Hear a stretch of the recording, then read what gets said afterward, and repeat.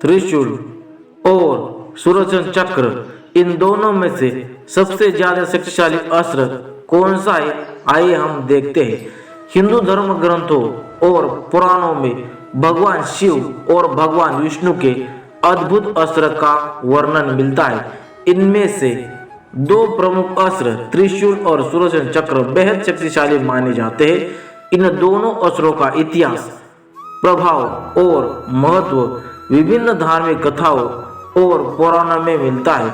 हालांकि दोनों ही अस्त्र अलग अलग देवताओं से जुड़े हुए, फिर भी इनकी शक्ति का तुलनात्मक अध्ययन दिलचस्प है। पहला है त्रिशूल। त्रिशूल भगवान शिव का प्रमुख अस्त्र है जो उनके हाथों में सदैव देखा जाता है। त्रिशूल का आकार 3 भागों वाला होता है जो प्रतीकात्मक रूप से भगवान शिव की त्रिमूर्ति स्पष्ट करता है। त्रिशूल की शक्ति और प्रभाव को लेकर कई धार्मिक कथाएं प्रचलित है, जिनमें प्रमुख कथाएं महाभारत, शिव महापुराण और रामायण में मिलता है। शक्ति और प्रभाव, त्रिशूल को हर स्थिति में किसी भी शत्रु या राक्षस को नष्ट करने के लिए सक्षम माना जाता है। इसके द्वारा भगवान शिव ने कई राक्षसों और असुरों का वध किया है। त्रिशूल के साथ भगवान शिव ने तत्व और कर्म के आदर्श प्रस्तुत किए। ये अस्त्र न केवल शारीरिक बल के लिए बल्कि मानसिक और आध्यात्मिक बल के प्रतीक स्वरूप में देखा जाता है।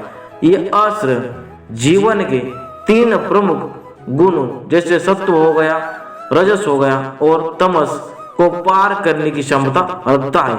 व्यवहारिक उपयोग क्या है इसका? त्रिशूल का प्रयोग भगवान शिव ने महाभारत के युद्ध में किया है। इसके धार से संबंधित हर चीज पर विजय प्राप्त करने की प्रतीक माना जाता है। तो ये आपका होगा त्रिशूल, जो स्वयं भगवान शिव का माना जाता है। दूसरा है सुदर्शन चक्र। सुदर्शन चक्र भगवान विष्णु का प्रमुख अस्त्र है, जिसे उनके हाथ में सदैव देखा जाता है। यह चक्र अत्यंत तेज और शक्तिशाली होता है, जो न केवल शारीरिक शक्ति का प्रतीक है बल्कि मानसिक और आंतरिक शक्ति को भी दर्शाता है। सुदर्शन चक्र के बारे में सबसे प्रसिद्ध कहानी महाभारत और भगवत गीता में मिलती है, जहां भगवान विष्णु ने इन चक्र का उपयोग राक्षसों और असुरों को नष्ट करने के लिए यहाँ पर किया था। शक्ति और प्रभाव, सुदर्शन चक्र की विशेषता यह है कि यह कभी भी अपने लक्ष्य से भटकता नहीं है। यह अत्यधिक तेज और सटीक होता है। इसके माध्यम से भगवान विष्णु ने असुरों का नाश किया और धर्म की रक्षा की।